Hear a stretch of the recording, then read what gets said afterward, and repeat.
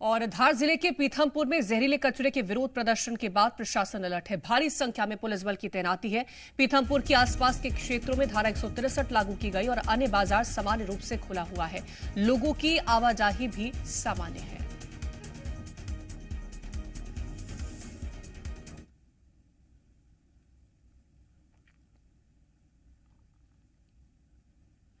तो पीथमपुर के आसपास के क्षेत्रों में धारा 163 लागू कर दी गई है। आपको बता दें कि लोगों की नाराजगी यहां पर देखने को मिली थी और इसके चलते धारा 163 को लागू कर दिया गया।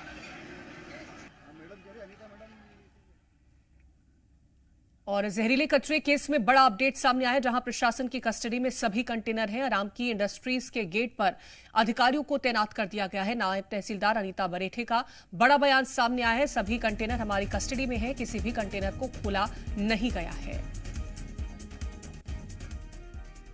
फैलाई जा रही है कि यहाँ अनलोडिंग की गई है, इसलिए मैं पीथमपुर की समस्त जनता से निवेदन और प्लस सभी को आश्वस्त करती हूँ कि यहाँ पर इस प्रकार की कोई घटना अभी नहीं हुई है। सभी कंटेनर हमारी कस्टडी में है।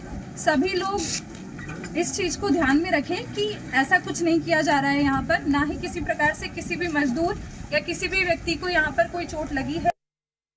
तो अब तक इस पूरे मामले में क्या कुछ हुआ है, ग्राफिक्स के जरिए आपको बताते हैं। दरअसल भोपाल से सील बंद कंटेनरों में लाया गया था कचरा और 337 टन जहरीला कचरा भोपाल से भेजा गया था। 12 सील बंद कंटेनर में पीथमपुर ये औद्योगिक क्षेत्र में ये कचरा भेजा गया और धार में जहरीले कचरे को लेकर के लोगों में नाराजगी देखने को मिली। जहरीले कचरे को लेकर के लोगों ने विरोध प्रदर्शन किया और प्रदर्शन उग्र हो गया और प्रदर्शनकारी पथराव भी करते नजर आए थे।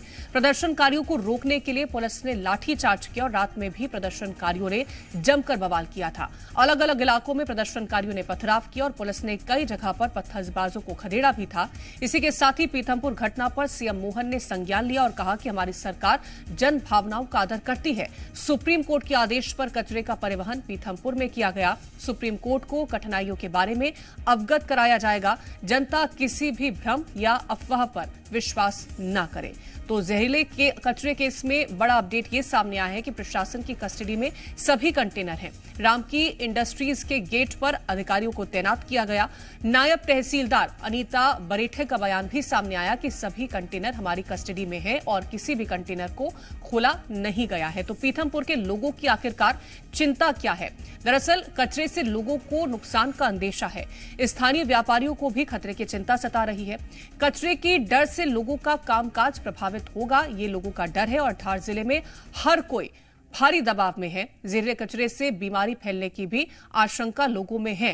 तो पीथमपुर के लोग विरोध प्रदर्शन क्यों कर रहे हैं? दरअसल उनका यह कहना है कि वातावरण प्रदूषित होगा और इसका डर उन्हें है। सेहत खराब होने का भी डर है, गंभीर बीमारियों के फैलने का भी डर है और दूसरी जगह निष्पादन करने की मांग लोग कर रहे हैं। तो जहरीले कचरे से खतरा नहीं है क्योंकि सील बंद कंटेनरों में यह कचरा लाया गया था। कचरा ऐसे बैग में पैक किया गया है जिसमें लीकेज नहीं होगा और इस कचरे को 2 प्रकार से नष्ट किया जाएगा। जो हवा में जाएगा वो 4 स्टेज में फिल्टर होगा। इससे पर्यावरण को कोई नुकसान नहीं होगा, ये वैज्ञानिकों का कहना है। ठोस कचरे को 2 लेयर मेम्ब्रेन में रखा जाएगा। ये विशेष तौर पर तैयार लैंडफिल साइट पर होगा और पानी और मिट्टी में ना मिले इसका भी पूरा इंतजाम किया गया है। जहरीला कचरा होने पर 2 बार नष्ट किया जाएगा। सुप्रीम कोर्ट में रिपोर्ट दी गई थी और उसी के निर्देश पर यह काम किया जा रहा है। और ज्यादा जानकारी लेंगे, संवाददाता चंद्रशेखर सोलंकी हमारे साथ जुड़ गए हैं।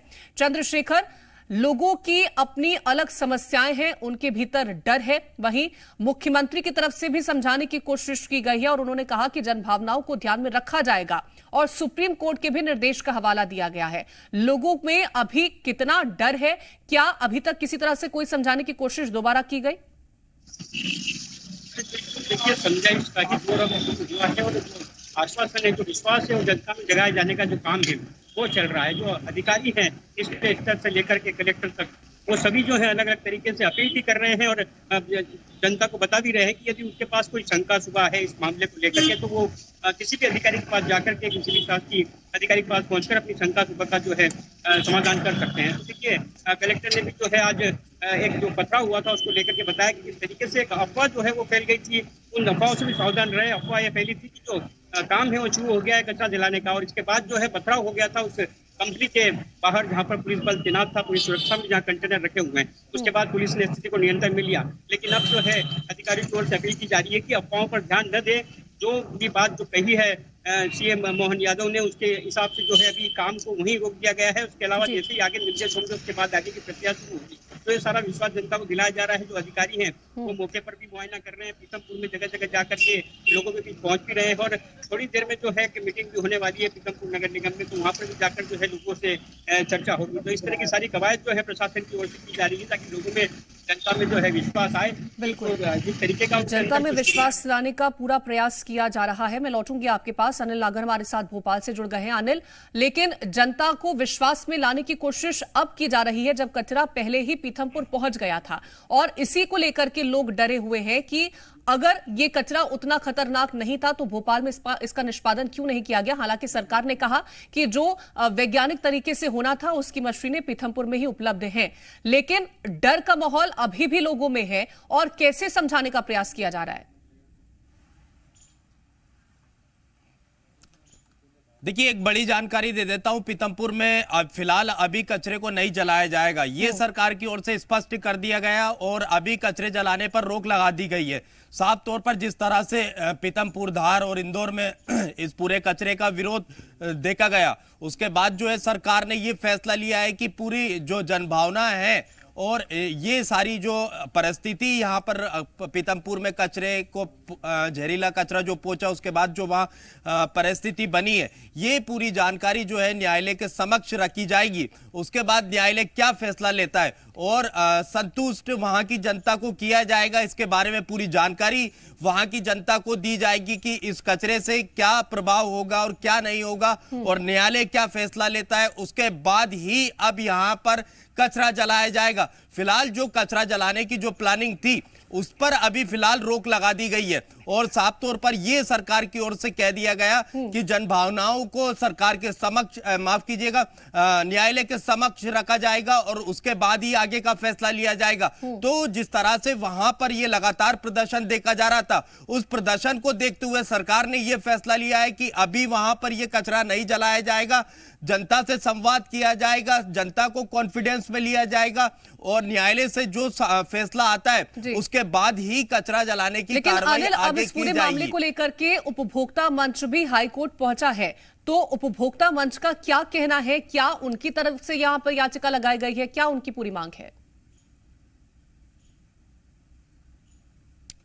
देखिए, बिल्कुल जिस तरह से वहां पर विरोध प्रदर्शन हो रहा है, साफ वही मांगे उनकी भी है। देखेंगे कि वैसे तो ये सरकार की ओर से कहा गया कि ये जो है वैज्ञानिक पद्धति से कचरे को नष्ट किया जाएगा, पर्यावरण पर इसका कोई प्रभाव नहीं पड़ेगा, लेकिन कई तरह की अलग अलग बातें सामने आ रही है। जनता साफ तौर पर यह मानकर चल रही है, जनता का ये कहना है, विपक्ष का भी ये कहना है, कि जानकारों का कहना है कि इस कचरे से जो है कई गंभीर, कचरे को जलाने से कई गंभीर बीमारियां होगी और आसपास का जो पानी है वो दूषित होगा और यहाँ पर जो पहले भी कुछ टन यहाँ पर कचरा नष्ट किया गया था, जिसके चलते कैंसर जैसी बीमारियों में जो है यहाँ पर बढ़ोतरी हुई है और यही कारण है कि अलग अलग तर्क जो है कई तरह के यहाँ पर दिए जा रहे हैं। विपक्ष लगातार विरोध कर रहा, साफ तौर पर सरकार का कहना है कि इसका जो है पर्यावरण पर कोई प्रभाव नहीं पड़ेगा, लेकिन जनता लगातार जो विरोध कर रही है, उसके बाद सरकार का मूड भी बदला। सरकार अब जो है न्यायालय के सामने सारी बातें रखेंगी, जो भी परिस्थिति वहां पर बनी है वो न्यायालय के सामने रखी जाएगी। न्यायालय क्या फैसला लेता है ये देखना होगा कि क्या फैसला रहेगा इस पूरे मामले को लेकर के, वो सबसे ज्यादा महत्वपूर्ण रहेगा। बहुत शुक्रिया तमाम जानकारी पहुंचाने के लिए आपका, अनिल।